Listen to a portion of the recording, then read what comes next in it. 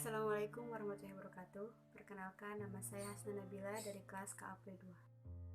Baik, di sini saya akan menjelaskan tentang kearsipan. Kearsipan sendiri mempunyai definisi, yaitu sistem yang dikembangkan untuk mengatasi permasalahan dokumentasi informasi.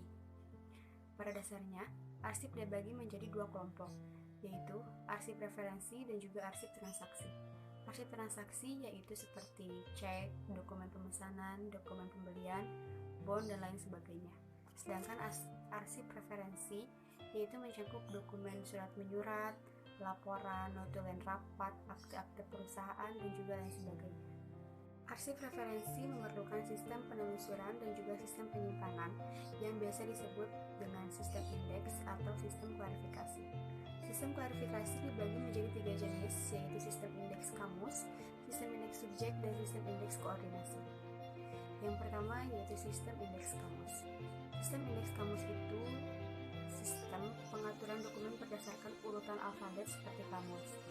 Sedangkan sistem indeks subjek yaitu suatu sistem pengaturan dokumen berdasarkan subjek atau fungsi. Sedangkan sistem indeks koordinasi adalah gabungan dari kedua sistem sebelumnya, yaitu sistem indeks kamus dan juga sistem ketentuan penyusunan arsip bagi organisasi swasta dapat memperhatikan 3 aspek, yaitu aspek hukum, aspek peraturan perusahaan, dan juga aspek administratif.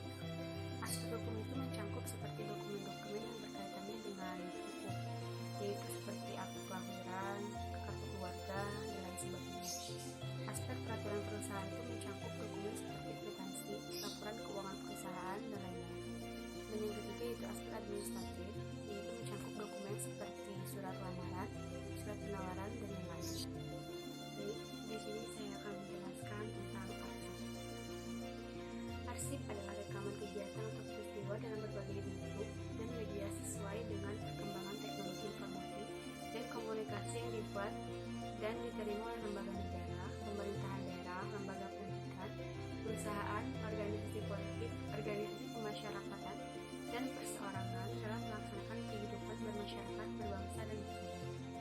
Dalam buku Cara Mudah Mengelola Arsip dan Aktif 2018, karya S. Nuryani, arsip memiliki 2 fungsi, yaitu fungsi substantif dan juga fungsi fasilitatif.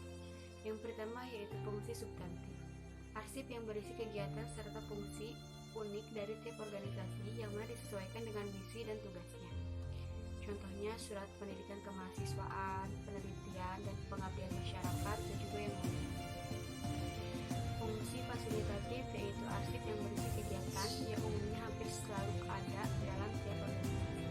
Contohnya data keuangan, kepegawaian, perlengkapan dan peralatan, sarana dan prasarana, dan juga yang lainnya. Jenis-jenis arsip menurut Satap dalam buku Manajemen Kearsipan tahun 2019. Poin pertama yaitu berdasarkan subjek atau isinya dibedakan menjadi 4 bagian. Yang pertama yaitu arsip keuangan, berkaitan dengan bidang keuangan, contohnya laporan keuangan, surat penagihan, daftar gaji, dan lain-lain. Yang kedua yaitu arsip kepegawaian, berkaitan dengan masalah kepegawaian atau sumber daya manusia, contohnya surat lamaran, daftar riwayat hidup pegawai, absensi pegawai, dan yang lainnya. Yang ketiga yaitu arsip pemasaran, yang berhubungan dengan masalah pemasaran suatu organisasi, contohnya surat pesanan, surat penawaran, daftar harga barang, dan yang lainnya. Dan yang terakhir yaitu arsip pendidikan, berkaitan dengan pendidikan, contohnya program pengajaran, absensi siswa, daftar absen guru, dan yang lainnya. Kedua yaitu berdasarkan bentuk atau wujudnya, arsip dibedakan menjadi 2. Yang pertama yaitu arsip berbentuk lembaran kertas yang sudah diurutkan sesuai dengan periodisasi waktu.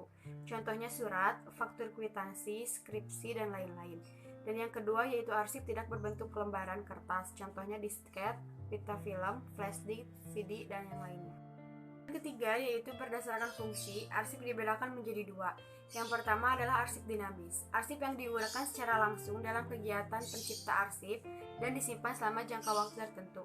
Dan yang kedua yaitu arsip statis. Jenis arsip ini sudah tidak digunakan secara langsung dalam kegiatan organisasi. Arsip ini hanya digunakan bila Keempat yaitu berdasarkan tingkat penyimpanannya, dibedakan menjadi 4. 1. Arsip nasional di Ibu Kota Republik Indonesia. Jenis arsip yang hanya disimpan di Ibu Kota Republik Indonesia. Yang kedua yaitu arsip nasional di beberapa daerah di Indonesia. Arsip ini merupakan jenis arsip yang disimpan di ibu kota daerah tingkat 1 seperti daerah istimewa Yogyakarta. Yang ketiga yaitu arsip sentral. Jenis arsip yang penyimpanannya dilakukan secara terpusat, sering disebut arsip umum atau makro. Dan yang keempat yaitu arsip unit. Jenis arsip yang penyimpanannya dilakukan di setiap unit dalam organisasi, sering disebut arsip umum atau arsip mikro. Kegunaan arsip dari buku pengelolaan arsip berbasis otomasi 2016 karya Mulyani mempunyai 4 kegunaan.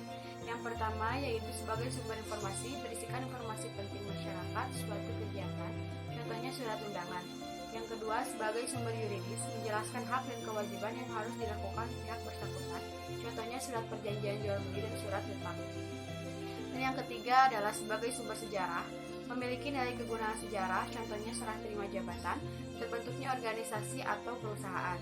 Dan yang terakhir yaitu sebagai sumber ilmu pengetahuan, berisikan informasi tentang ilmu pengetahuan, contohnya karya penelitian dan laporan hasil uji coba. Sekian pemaparan kearsipan dari saya, mohon maaf bila ada kekurangan dan salah kata. Terima kasih atas perhatiannya. Wassalamualaikum warahmatullahi wabarakatuh.